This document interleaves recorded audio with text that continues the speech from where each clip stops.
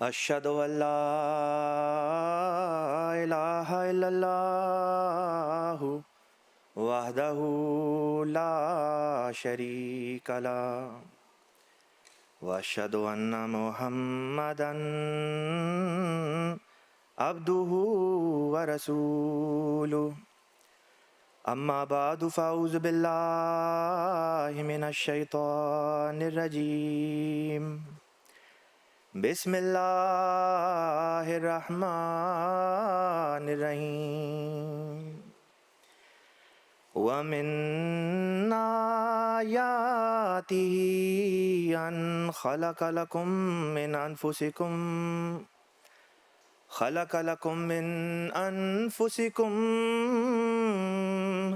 أَزْوَاجًا لِتَسْكُنُوا إِلَيْهَا وَجَعَلَ بَيْنَكُم مَّوَدَّةً وَرَحْمَةً ان فی ذلک لآیات لقوم یتفکرون۔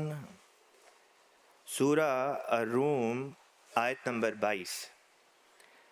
اللہ تعالیٰ اس آیت کریمہ میں بیان فرماتا ہے کہ اس کے نشانوں میں سے ایک یہ بھی ہے کہ اس نے تمہارے لیے تمہارے ہی نفسوں سے، تمہارے ہی خمیر سے ایسے جیون ساتھی پیدا کیے ہیں جن سے تم سکون حاصل کرتے ہو، اور اس نے تمہارے درمیان محبت اور رحمت کا تعلق اور رشتہ قائم فرما دیا۔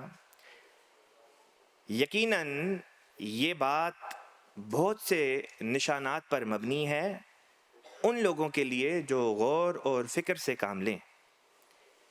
خاکسار کی آج کی تقریر، آج کی یہ گزارشات در حقیقت اسی آیت کریمہ کے گرد چکر کھائیں گی۔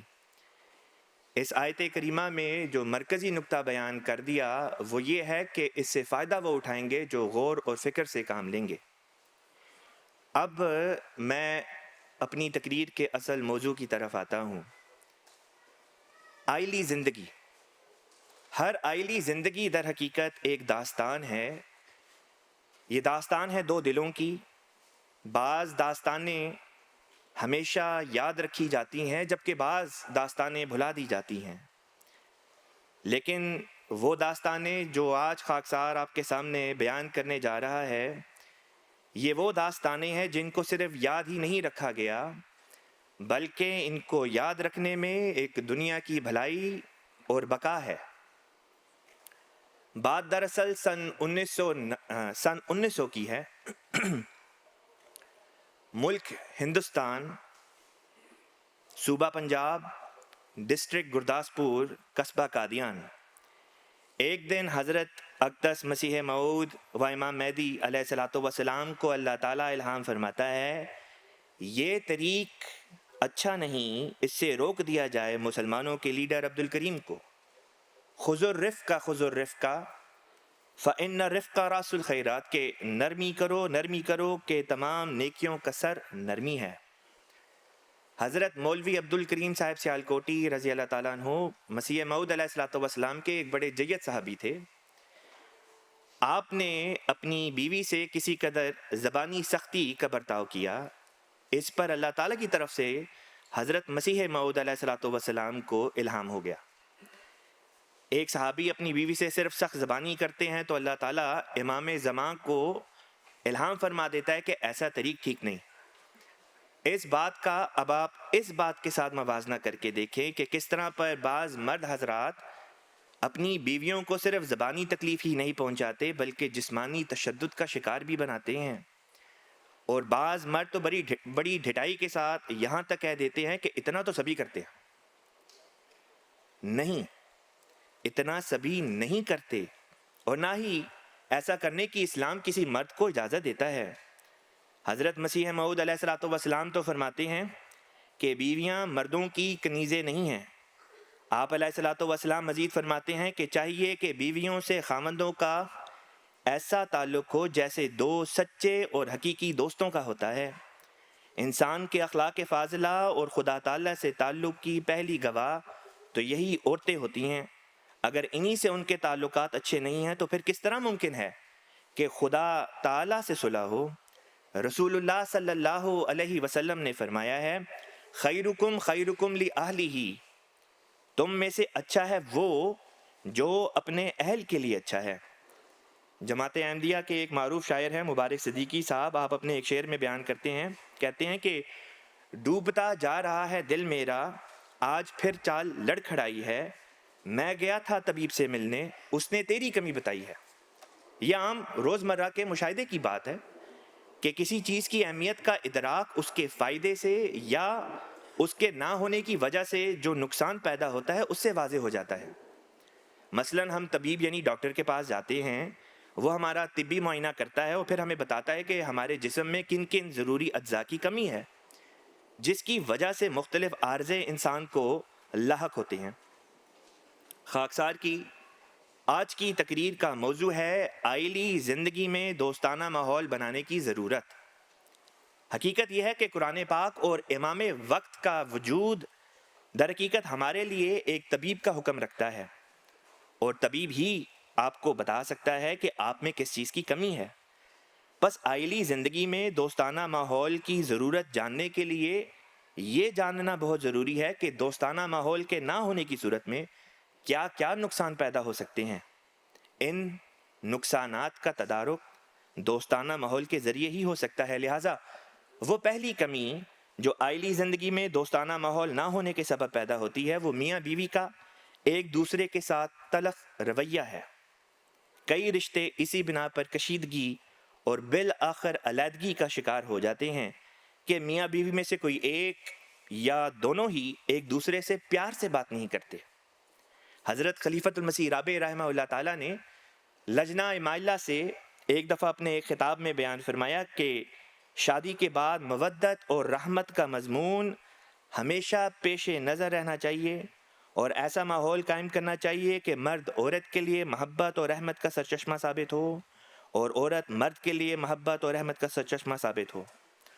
عورتوں کو حضرت اماں جان رضی اللہ تعالی عنہا کی اس نصیحت کو ہمیشہ یاد رکھنا چاہیے کہ جب خاوند غصے میں ہو تو اس وقت اس کو آگے سے جواب دینے کی ضرورت نہیں، غصہ فرو ہونے کے بعد خاوند کو سمجھائیں۔ اور مردوں کو حضرت مسیح موعود علیہ الصلوۃ والسلام کا اسوہ یاد رکھنا چاہیے جنہوں نے کبھی بھی اپنی اہلیہ سے اونچی آواز میں بات نہیں کی۔ پھر حضرت عائشہ رضی اللہ تعالی عنہا کی حضور صلی اللہ علیہ وسلم خاتم الانبیاء فخر کائنات صلی اللہ علیہ وسلم کی گھریلو زندگی کے بارے میں ہمارے سامنے شہادت موجود ہے۔ آپ بیان فرماتی ہیں کہ رسول اللہ صلی اللہ علیہ وسلم تمام لوگوں سے زیادہ نرم خو تھے اور سب سے زیادہ کریم، عام آدمیوں کی طرح بلا تکلف گھر میں رہنے والے، آپ نے کبھی تیوری نہیں چڑھائی، ہمیشہ مسکراتے رہتے تھے۔ ساری زندگی آپ نے اپنی کسی بیوی پر ہاتھ نہیں اٹھایا، نہ ہی اونچی آواز میں بات کی۔ کہا جاتا ہے کہ زبان کے زخم بہت گہرے ہوتے ہیں۔ بعض گھروں میں یا میاں بیوی ایک دوسرے کو یا سسرال والے بہو کو یا داماد کو باتوں باتوں میں ایسی کاری ضرب لگا جاتے ہیں جو پھر بعد میں ناسور بن کر رشتوں کی بنیاد کو ہی کھوکھلا کر دیتے ہیں۔ ایک کہانی مشہور ہے، کہتے ہیں کہ ایک شیر اور آدمی میں دوستی ہو گئی۔ دونوں ایک دن اکٹھے بیٹھے کھیل رہے تھے کہ آدمی نے شیر سے کہا کہ مجھ سے دور ہو جا، تیرے منہ سے بو آتی ہے۔ شیر نے کہا کچھ نہیں، بس آہستہ سے اپنے دوست کی ران پر پنجہ مارا جس سے اس کی ران پر زخم آ گیا۔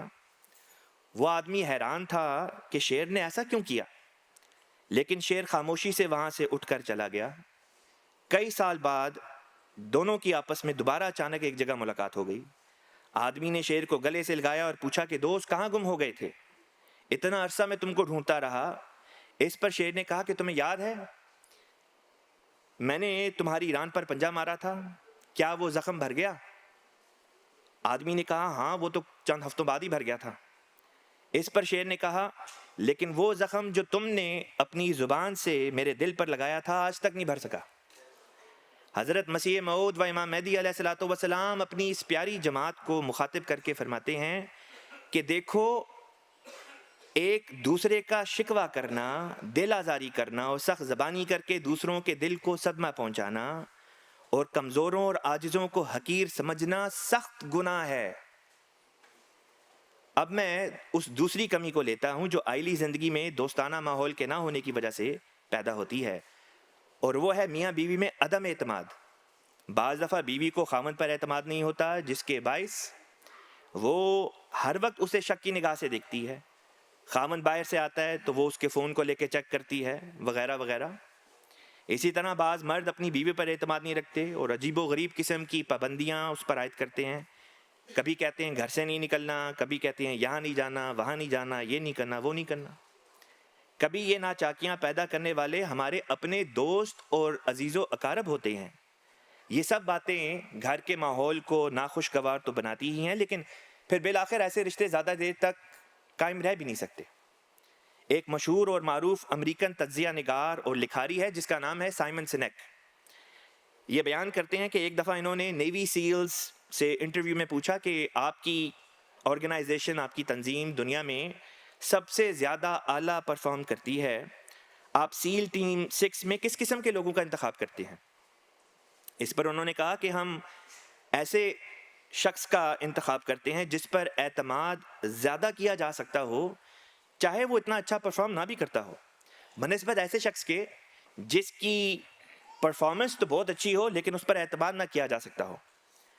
یہ دنیا کی سب سے بہترین کارکردگی دکھانے والی وہ تنظیم ہے جو مشکل سے مشکل ترین جنگی مہم پر جاتی ہے، اور ان کے ہاں سب سے زیادہ قیمتی چیز اعتماد تصور ہوتا ہے۔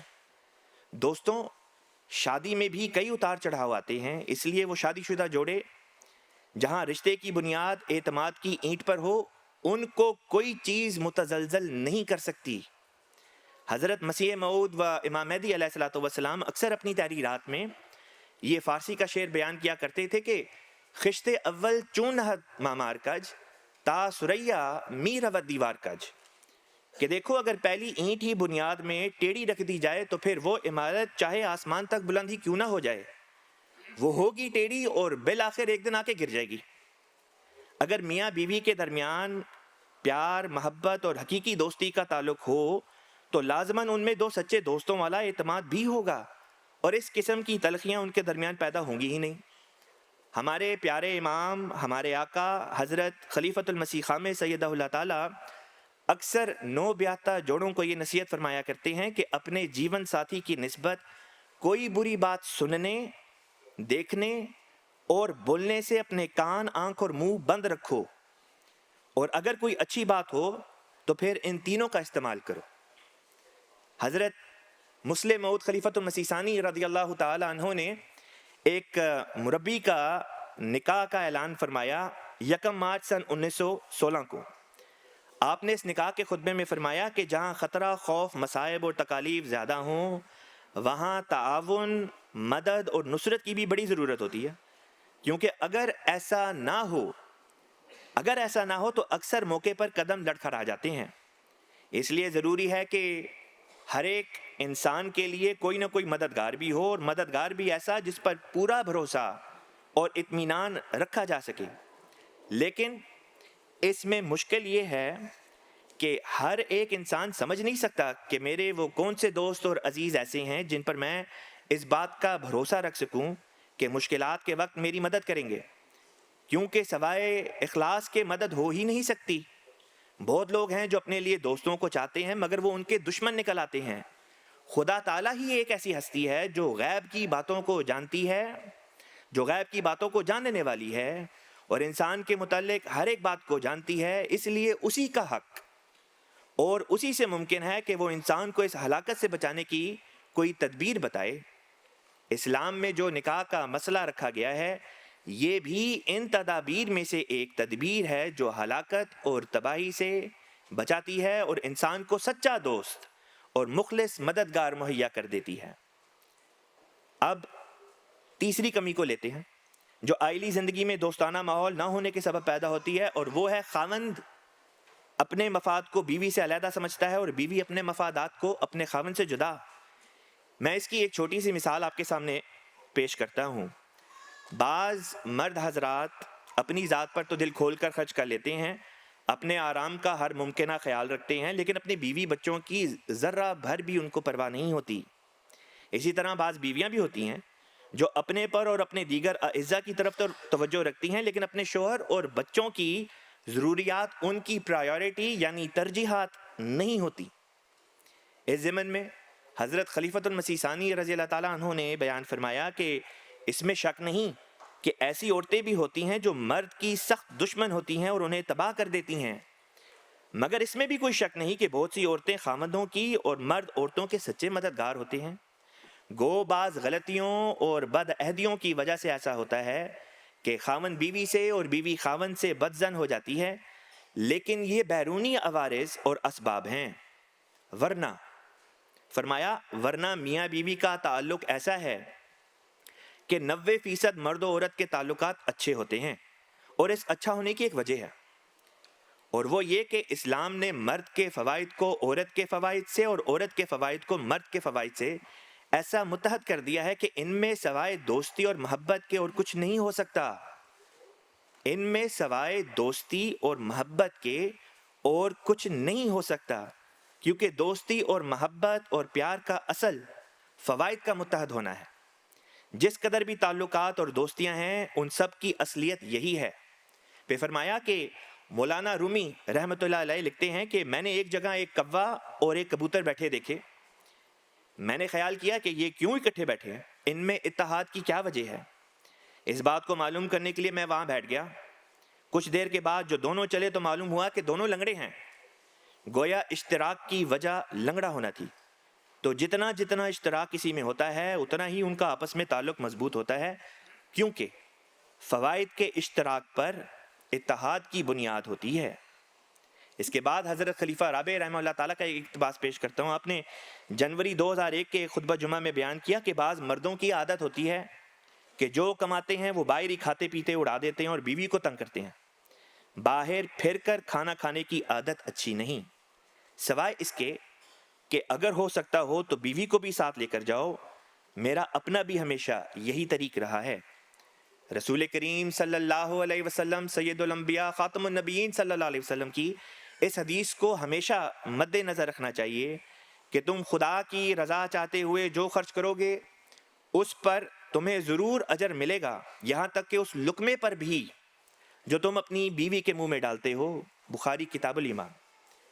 ایک جائزے کے مطابق دارالقضاء امریکہ میں جس نوعیت کے علیحدگی کے کیسز آ رہے ہیں ان میں ایک وجہ یہ بھی ہے کہ سسرال والوں کی طرف سے بے جا مداخلت ہوتی ہے، بلکہ بعض اوقات یہ مداخلت زبانی اور جسمانی تشدد پر منتج ہو رہی ہوتی ہے۔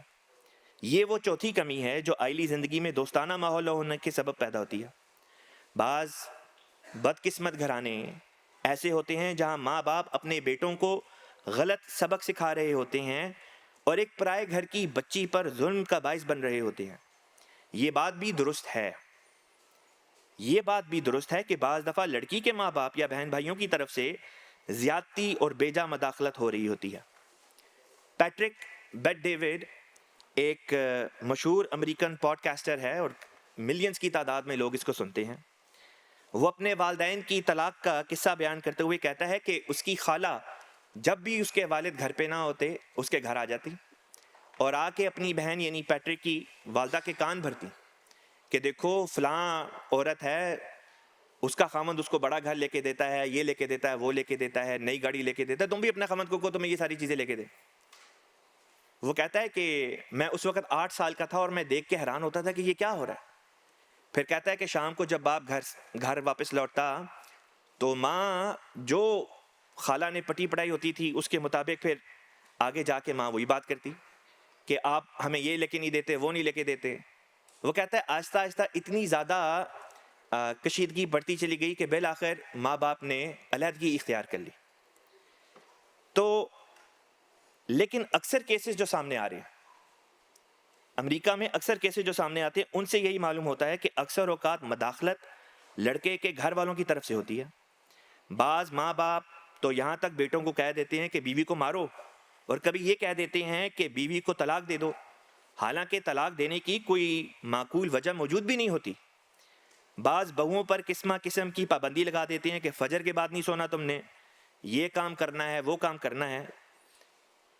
خدا نہ خواستہ اگر ایسے والدین کی اپنی بیٹیوں کے ساتھ ایسا کوئی سلوک کرے تو وہ کبھی بھی ان چیزوں کو برداشت نہ کر سکے، پھر کیا وجہ ہے کہ کسی اور کی بیٹی کے لیے وہ ان چیزوں کو روا سمجھتے ہیں۔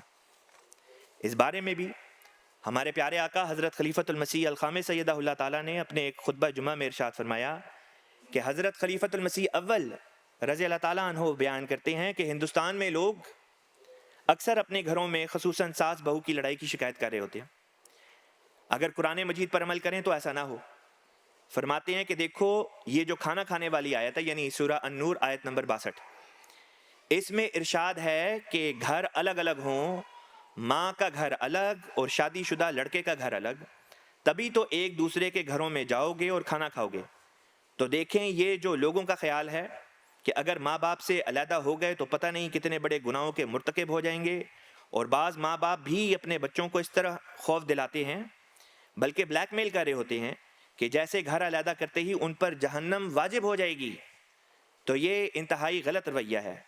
پھر آپ نے مزید فرمایا کہ میں نے کئی دفعہ بعض بچیوں سے پوچھا ہے، ساس سسر کے سامنے تو یہی کہتی ہیں کہ ہم اپنی مرضی سے رہ رہے ہیں، بلکہ ان کے بچے بھی یہی کہتے ہیں، یعنی ان بچیوں کے خامد بھی یہی کہتے ہیں، لیکن علیحدگی میں پوچھو تو دونوں کا یہی جواب ہوتا ہے کہ مجبوریوں کی وجہ سے رہ رہے ہیں، اور آخر پر نتیجہ یہ ہوتا ہے کہ بعض دفعہ بہو ساس پر ظلم کر رہی ہوتی ہے اور بعض دفعہ ساس بہو پر ظلم کر رہی ہوتی ہے۔ میرے پیارے دوستوں، اگر میاں بیوی کا اپنا ایک الگ مکان ہوگا جس میں ان کی رہائش ہوگی تو وہ زیادہ آسان طریق پر ایک دوسرے کا خیال بھی رکھ سکیں گے اور خوشگوار عائلی زندگی گزار سکیں گے۔ لہٰذا اگر گھر میں دوستانہ ماحول ہوگا تو پیار محبت کے ساتھ اپنی بات والدین کے سامنے بیان بھی کر سکیں گے، اور والدین بھی پھر اپنے بچوں کی بات کو تحمل سے سن بھی سکیں گے۔ اب میں 5ویں کمی کو لیتا ہوں جو عائلی زندگی میں دوستانہ ماحول نہ ہونے کے سبب پیدا ہوتی ہے، وہ یہ ہے کہ خاوند گھروں پر وقت نہیں دیتے، یا اگر دیں تو بیوی کا ہاتھ بٹانے میں اپنی کسر شان سمجھتے ہیں۔ بعض تو یہاں تک کہہ دیتے ہیں کہ یہ ہمارا کام نہیں ہے، ہم باہر جاتے ہیں، نوکری کرتے ہیں، پیسے کما کے لے کر آتے ہیں، بس اتنا کافی ہے۔ یہ سب نفس کے بہانے ہیں۔ بعض لوگ تو یہاں تک کہہ دیتے ہیں کہ بیوی یا بہو جو ہوتی ہے وہ تو نوکرانی ہوتی ہے بلکہ پاؤں کی جوتی ہوتی ہے۔ ایسے لوگوں کے لیے حضرت مسیح موعود علیہ الصلوۃ والسلام کی یہ نصیحت ہے۔ اس الہام میں، یہ وہ الہام ہے جس کا حضرت عبد الکریم صاحب سیالکوٹی رضی اللہ تعالیٰ عنہ کے واقعے میں ذکر آتا ہے۔ اس الہام میں تمام جماعت کے لیے تعلیم ہے کہ اپنی بیویوں سے رفق اور نرمی کے ساتھ پیش آویں، وہ ان کی کنیزیں نہیں ہیں۔ در حقیقت نکاح مرد اور عورت کا باہم ایک معاہدہ ہے، بس کوشش کرو کہ اپنے معاہدے میں دغا باز نہ ٹھہرو۔ ہمارے سامنے رسول اللہ صلی اللہ علیہ وسلم کی مثال موجود ہے کہ آپ کمال مصروفیت کے باوجود گھر میں ہاتھ بٹاتے تھے، باہر سے سودا سلف بھی لے آتے، اپنے کام بھی بسا اوقات خود ہی کر لیتے، اور اپنی بیوی پر بلا وجہ انحصار نہ فرماتے، نیز گھر کا ماحول خوشگوار رکھنے کے لیے بے تکلفی کے ساتھ گھر پر رہتے، بلکہ بعض اوقات اپنے اہل خانہ کے ساتھ کھیل کود اور تفریح میں بھی حصہ لیتے۔ ایک دفعہ حضرت عائشہ رضی اللہ تعالی عنہا نے دوڑ کا مقابلہ لگایا تو حضرت عائشہ جیت گئیں، دوسری دفعہ مقابلہ لگایا تو حضور صلی اللہ علیہ وسلم جیت گئے۔ یہ محبت اور دوستانہ تعلق ہی تھا جس کی وجہ سے حضرت عائشہ رضی اللہ تعالی عنہا رسول کریم صلی اللہ علیہ وسلم کی وفات کے بعد کوئی چیز نہ کھاتی تھیں کہ رسول کریم صلی اللہ علیہ وسلم کو یاد کر کے آپ کی آنکھوں سے آنسو نکل آتے ہوں۔ حضرت مسیح موعود علیہ السلام کا شعر ذہن میں آتا ہے، دوستی بھی ہے عجب، دوستی بھی ہے عجب، جس سے ہو آخر دوستی، عاملی الفت سے الفت ہو کے دو دل پر سوار۔ اب میں ہمارے پیارے آقا، ہمارے پیارے امام حضرت امیر المومنین ایدہ اللہ تعالیٰ بنصر العزیز کا اسوہ بیان کرتا ہوں۔ حضور انور ایدہ اللہ تعالیٰ کی حرم محترم بیان فرماتی ہیں کہ حضور انور کی زندگی خلافت سے پہلے بھی خدمت دین کے لیے وقف تھی، اور آپ کے شب و روز بھرپور دینی مصروفیات میں گزرتے۔ سب سے پہلی چیز جس نے حضور کے لیے میرے دل میں قدر پیدا کی وہ یہ تھی کہ کسی معاملے میں بھی حضور نے کبھی سیلفشنس یعنی خود غرضی نہیں دکھائی، ہمیشہ ہی باوجود اپنی دینی مصروفیات کے میرا اور بچوں کا اپنی طاقت کے مطابق خیال رکھا۔ گھانا میں ہمیشہ پانی کی قلت رہی. حضور صبح بالٹیوں سے پانی بھرتے، جتنا بھی ضروری کام ہوتا. مجھے یہ نہیں کہا کہ آج میں مصروف ہوں تم خود ہی بھر لو. گھریلو زندگی جو خلافت سے پہلے تھی اب بھی وہی ہے. آپ کھانے میں کبھی نقص نہیں نکالتے. ایک بار میری طبیعت بہت خراب تھی. حضور نے پہلے میرے لیے ناشتہ تیار کر کے مجھے دیا، پھر اپنا ناشتہ تیار کرنے کے بعد دفتر گئے. اب میں چھٹی کمی کو لیتا ہوں جو آئلی زندگی میں دوستانہ ماحول نہ ہونے کے سبب پیدا ہوتی ہے. وہ یہ ہے کہ ایک دوسرے کے گھر والوں کو اپنے سے کم تر سمجھا جاتا ہے. اگر میاں بیوی کا تعلق دو سچے دوستوں کا سا ہو تو یہ ممکن ہی نہیں کہ ایک دوسرے کو یا ایک دوسرے کے گھر والوں کو انسان کم تر سمجھے. کچھ عرصہ قبل ایک دوست نے جو ادھر امریکہ ہی ہوتے ہیں مجھے فون کر کے بتایا کہ ان کی اہلیہ جو پاکستان میں تھیں ان کا ویزا لگ گیا. میں نے ان کو مبارکباد دی. پھر کچھ دیر کے توقف کے بعد انہوں نے مجھے بتایا کہ ان کے والد صاحب نے لڑکی والوں کے یہاں جا کے ان کو کافی کچھ سنایا تاکہ وہ ان کو یہ باور کرائیں کہ ان کی بیٹی کا امریکہ کا ویزا لگوا کر امریکہ لا کر گویا لڑکے والوں کو ایک برتری لڑکی والوں پر حاصل ہو گئی ہے. اس بارے میں حضرت خلیفۃ المسیح الثانی رضی اللہ تعالیٰ عنہ بیان کرتے ہیں، بعض لوگ سمجھتے ہیں کہ دوسرے چھوٹے درجے کے ہیں اور ہم بڑے درجے کے. پہلے تو تعلق پیدا کر لیتے ہیں، یعنی پہلے تو رشتہ کر لیتے ہیں، لیکن بعد میں انہیں اپنے خاندان یا عمارت کا خیال آتا ہے اور اس طرح لڑائی جھگڑے شروع ہوتے ہیں. اس کے متعلق خدا تعالیٰ فرماتا ہے سورہ نساء آیت نمبر 2، یا ایھا الناس اتقوا ربکم الذی خلقکم من نفس واحدۃ وخلق منها زوجها وبث منہما رجالا کثیرا ونساء.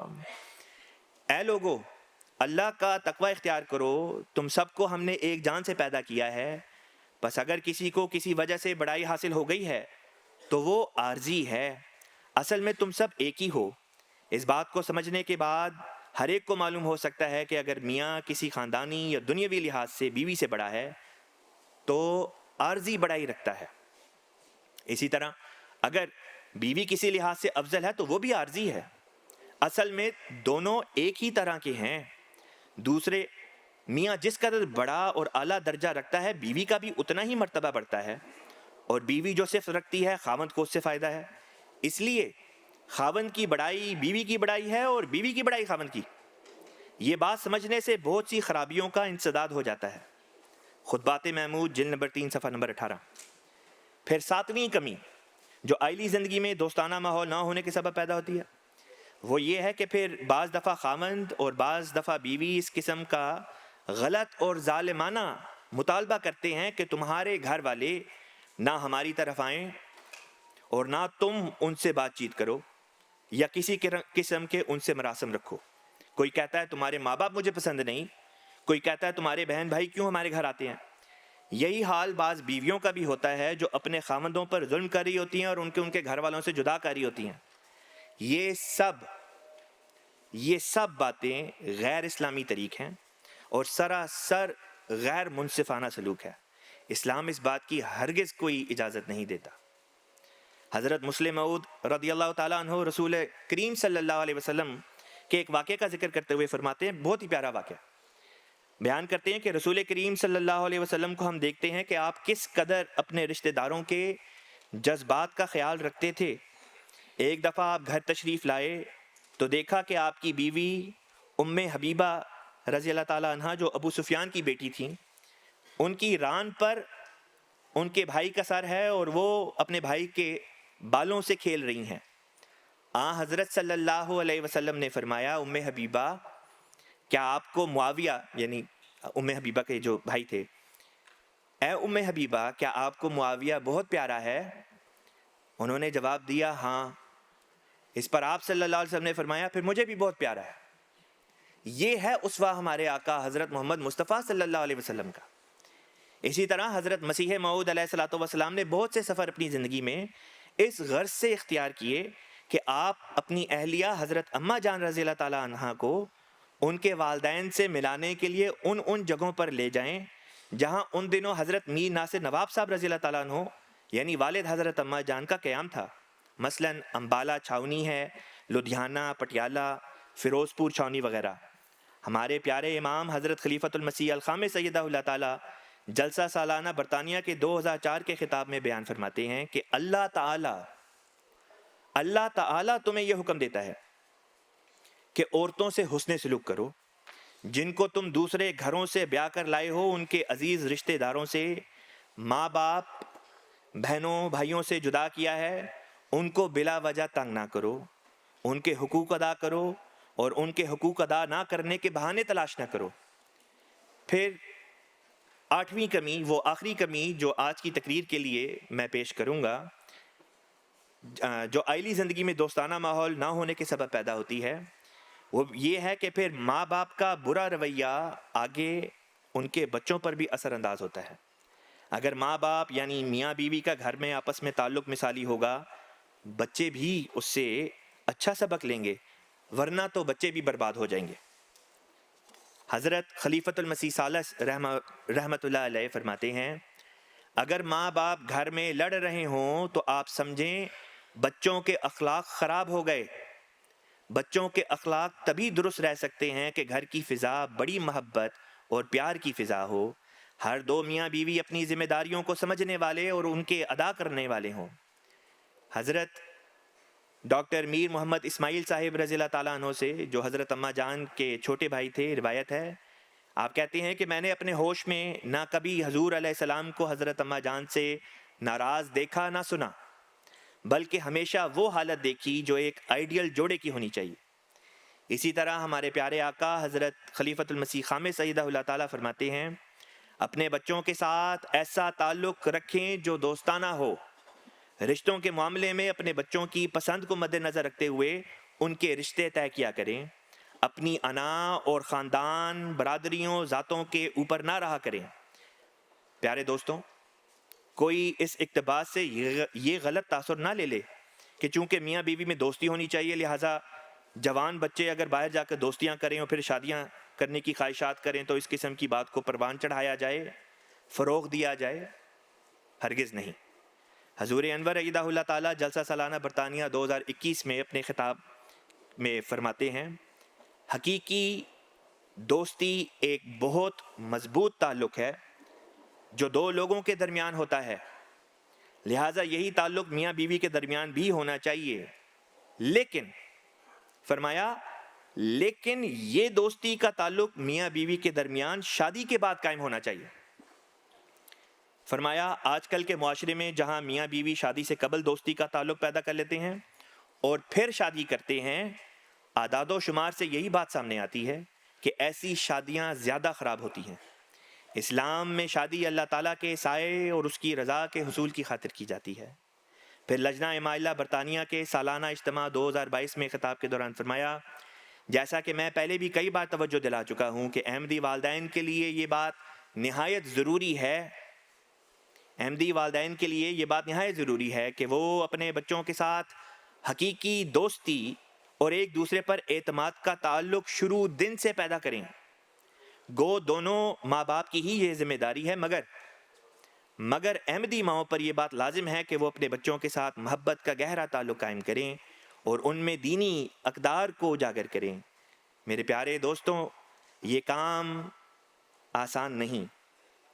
ان کے لیے نمازوں اور دعاؤں کے ذریعے سے، نیز عمل کے ذریعے سے ہم میں سے ہر ایک کو کوشش کرنی پڑے گی. حضرت مسیح موعود علیہ الصلوۃ والسلام نے فرمایا ہے، تم 5 وقتہ نماز اور اخلاقی حالت سے شناخت کیے جاؤ گے، اور یہی بات تیسری شرط بیعت میں بھی ہمیں سکھائی گئی ہے. بعض احباب اتنی نصائح سن کر بھی شاید یہ کہہ دیں کہ ہم نہیں بدل سکتے، یا یہ کہ ہم خود کو بدلنا ہی نہیں چاہتے. ان کے لیے بھی حضرت مسیح موعود علیہ السلام کا یہ فرمان ہے. ہماری جماعت میں فرمایا، ہماری جماعت میں شاہ زور اور پہلوانوں کی طاقت رکھنے والے مطلوب نہیں، پہلوان نہیں ہمیں چاہیے، بلکہ ایسی قوت رکھنے والے مطلوب ہیں جو تبدیل اخلاق کے لیے کوشش کرنے والے ہوں. یہ ایک امر واقعی ہے کہ وہ شاہ زور اور طاقت والا نہیں جو پہاڑ کو جگہ سے ہٹا سکے. نہیں، اصلی بہادر وہی ہے جو تبدیل اخلاق پر مقدرت پاوے. بس یاد رکھو کہ ساری ہمت اور قوت تبدیل اخلاق میں صرف کرو، کیونکہ یہی حقیقی قوت اور دلیری ہے. فرمایا بر کریمہ کارہا دشوار نیست. بہادر لوگوں کے لیے کوئی چیز دشوار نہیں ہوتی. میں اپنی ان گزارشات کو جماعت احمدیہ کے ایک معروف شاعر عبید اللہ علیم صاحب کے نشار پر ختم کرتا ہوں. باہر کا دھن آتا جاتا، اصل خزانہ گھر میں ہے. ہر دھوپ میں جو مجھے سایہ دے، وہ سچا سایہ گھر میں ہے. کیا سوانگ بھرے روٹی کے لیے، عزت کے لیے، شہرت کے لیے. سنو شام ہوئی اب گھر کو چلو، کوئی شخص اکیلا گھر میں ہے. دنیا میں کھپائے سال کئی، آخر میں کھلا احوال یہی. وہ گھر کا ہو یا باہر کا، ہر دکھ کا مداوا گھر میں ہے. اللہ تعالی ہمیں اپنے جیون ساتھیوں اور اولاد کے ساتھ حقیقی دوست بننے کی توفیق عطا فرمائے، تاکہ کسی کو بھی اپنی اولاد کا دکھ نہ دیکھنا پڑے اور ہمارے گھر جنت نظیر بن جائیں، اور ہمارے پیارے آقا، ہمارے پیارے امام، ہمارے خلیفہ وقت کی آنکھیں ہمیشہ ہماری طرف سے ٹھنڈی رہیں. اللہ تعالیٰ کرے کہ ایسا ہی ہو. آمین. وآخر دعوانا ان الحمدللہ رب العالمین. حضرت محمد مصطفیٰ، حضرت خاتم الانبیاء.